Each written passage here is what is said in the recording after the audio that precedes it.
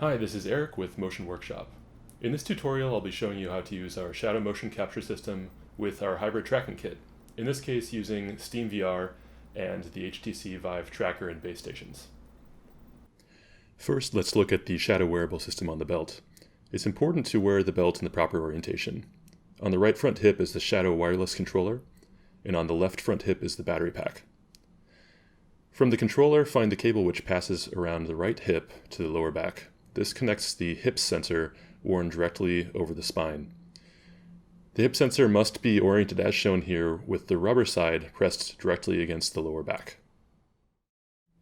The hip sensor flap should be parallel to the belt. Ensure that it is not tilted to the right or left. Next, the Vive tracker is worn on the upper right thigh close to the hip. Alternatively, you can wear the tracker on the right hip by lengthening the belt and wearing it around your waist.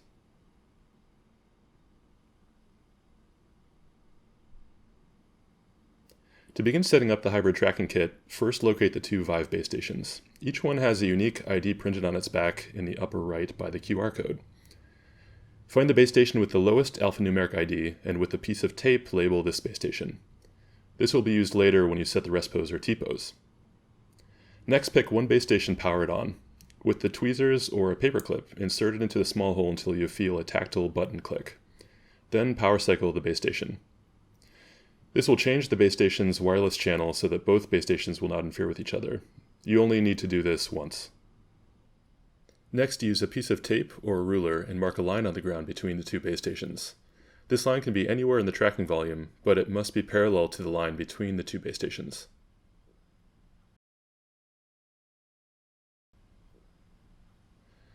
Now open SteamVR and go to Devices, Pair Controller, and choose the HTC Vive tracker.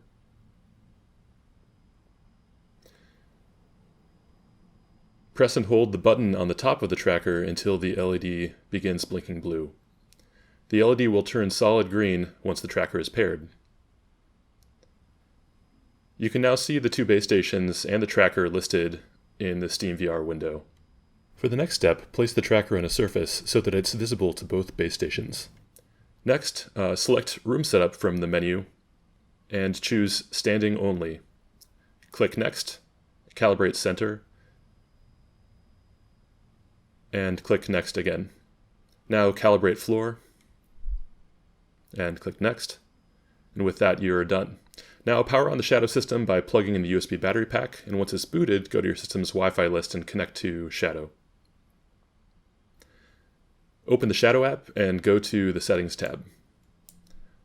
Change the skeleton from Default to Shadow Hybrid. Hybrid tracking is set to Vive Tracker and SteamVR. In the lower left, click Yes, reconnect to apply changes. Now you can see we're connected and reading. In the 3D Viewer tab, we'll now set the rest pose with the pose delay turned on. But before setting the rest pose, take off the Vive tracker and place it on a table or surface so that it's visible to both base stations. For the rest pose, stand with your feet on the line you previously marked between the two base stations. Perform the T-pose with feet under your hips straight forward, arms parallel to the floor, and palms face down. Your right arm should be pointing towards the base station you marked with tape. Now put the Vive tracker back on your right hip.